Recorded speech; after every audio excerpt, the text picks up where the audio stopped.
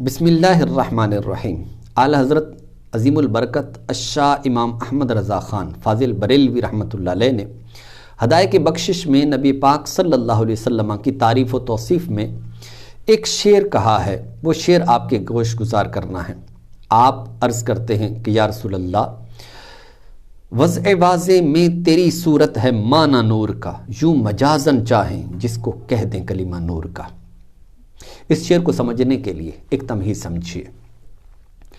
ایک ہوتی کوئی چیز، اسے تعبیر کرنے کے لیے آپ جو کچھ کہتے ہیں اس کو کہتے ہیں لفظ، اور وہ جو شے ہے اسے کہتے ہیں معنی۔ تو دو چیزیں ہوئیں، ایک ہے لفظ اور ایک ہے معنی۔ مثال کے طور پر ایک ٹیبل ہے، تو وہ جو سامنے شے ہمارے رکھی ہوئی ہے، ٹیبل رکھی ہوئی ہے، وہ ہے معنی۔ اس کے لیے جو ہم نے لفظ استعمال کیا، ٹیبل یا میز کسی بھی زبان کے اندر، تو وہ ہے اس کا لفظ۔ تو یا رسول اللہ صلی اللہ علیہ وسلم، واضح نے یعنی جس نے لفظ نور کو وضع کیا ہے، بنایا ہے، تو یا رسول اللہ صلی اللہ علیہ وسلم وہ آپ کی صورت اقدس ہے۔ یعنی لفظ نور کو واضح نے جس معنی کے لیے وضع کیا ہے یا رسول اللہ، وہ آپ کی صورت اقدس ہے، وہ آپ کا چہرہ انور ہے، وہ آپ کی شکل پاک ہے۔ اس کے لیے واضح نے لفظ نور کو وضع کیا ہے۔ اچھا، اب حضور یہ بھی تو ارشاد فرمائیے کہ اگر حضور سید عالم صلی اللہ علیہ وسلم کے لیے لفظ نور کو وضع کیا گیا ہے، تو پھر یہ بتائیے کسی اور شے کو جو ہم نور کہتے ہیں تو یہ کس طور پر کہتے ہیں؟ آپ نے ارشاد فرمایا کہ دیکھیے، علمی لحاظ سے جب بھی کوئی لفظ کسی شے کے لیے وضع کیا جاتا ہے تو وہ اس کی حقیقت ہوتا ہے، اور اگر وہ لفظ کسی اور کے لیے استعمال ہو تو اس کو ہم مجاز کہتے ہیں۔ مثلا لفظ شیر ہے، تو اب یہ اگر جانور کے لیے، خاص جانور کے لیے استعمال ہو تو یہ حقیقت ہے، لیکن اگر یہی انسان کے لیے استعمال ہو کہ بھئی فلاں شخص شیر ہے، اس کے لیے استعمال ہو تو یہ مجاز ہوتا ہے۔ تو آپ فرماتے ہیں کہ جب بھی لفظ نور نبی پاک صلی اللہ علیہ وسلم کی صورت اقدس کے لیے استعمال ہوگا تو یہ حقیقت ہوگی، اور اس کے علاوہ فرمایا یوں مجازن چاہیں جس کو کہہ دے کلمہ نور کا۔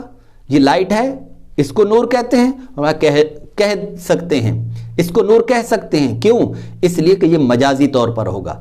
یہ چاند ہے، اس کو نور کہہ سکتے ہیں، مجازی طور پر ہوگا۔ سورج ہے، نور ہے، مجازی طور پر ہوگا۔ یہ جتنی چیزیں ہیں ان سب پر آپ جو نور کا اطلاق کرتے ہیں، یہ سارے کے سارے نور کے اطلاق کیا ہوں گے؟ مجازی۔ اچھا حضور، یہ تو ارشاد فرمائیے، ہم جب علم کی دنیا میں جاتے ہیں، علم البیان جب ہم پڑھتے ہیں، تو اس علم کے اندر ہم دیکھتے ہیں کہ جو مجاز ہوتا ہے اس کی تو دو قسمیں ہوتی ہیں، ایک کو مجاز مرسل کہتے ہیں، ایک کو استعارہ کہتے ہیں۔ حضور یہ تو بتائیے، کیا کوئی ان کی بھی کوئی مثالیں آپ ہمیں دینا پسند فرمائیں گے؟ تو آپ فرماتے ہیں لیجئے مجاز مرسل کی مثال چلو پیش کیے دیتا ہوں۔ آپ فرماتے ہیں کہ انبیاء اجزاء ہیں، فرمایا جو انبیاء ہیں وہ بھی نور ہیں، ان پر بھی نور کا لفظ بولا گیا ہے، تو وہ حقیقت تو حضور کی صورت انور کے لیے تھا، لیکن اب مجازی طور پر انبیاء پر یہ لفظ بولا جا رہا ہے۔ فرماتے ہیں ہاں یہ ان کے لیے لفظ بولیں گے ہم، لیکن مجازی طور پر کیسے؟ فرمایا کہ انبیاء اجزاء ہیں، تو بالکل ہے جملہ نور کا، اس علاقے سے ہے ان پہ نام سچا نور کا۔ کیا مطلب؟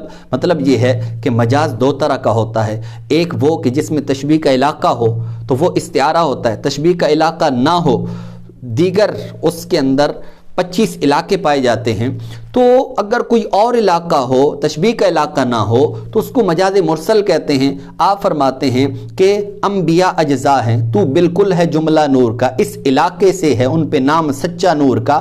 یہ جو ہم نے انبیاء کو نور کہا ہے، مجاز مرسل کے طور پہ کہا ہے، مجاز مرسل کے طور پہ کہا ہے۔ اچھا حضور، آپ استعارہ کی بھی مثال دے دیں۔ آپ نے فرمایا ہاں لے لو، یہ جو مہرما پہ ہے اطلاق آتا نور کا، ہم چاند کو نور کہتے ہیں، سورج کو نور کہتے ہیں، ان پر لفظ نور کا اطلاق کرتے ہیں، بولتے ہیں یہ جو مہرما پہ ہے اطلاق آتا نور کا، بھیک تیرے نام کی ہے استعارہ نور کا۔ یا رسول اللہ، یہ جو ان پر ہم چاند سورج پر لفظ نور کا ہم اطلاق کرتے ہیں، فرمایا کہ یا رسول اللہ یہ تو آپ کے نام کی بھیک ہے، اور اس سے استعارتاً ان کو ہم نور کہتے ہیں، استعارہ کی وجہ سے ہم نور کہتے ہیں، ورنہ حقیقی نور، لفظ نور یا رسول اللہ وہ تو آپ کی صورت انور ہے۔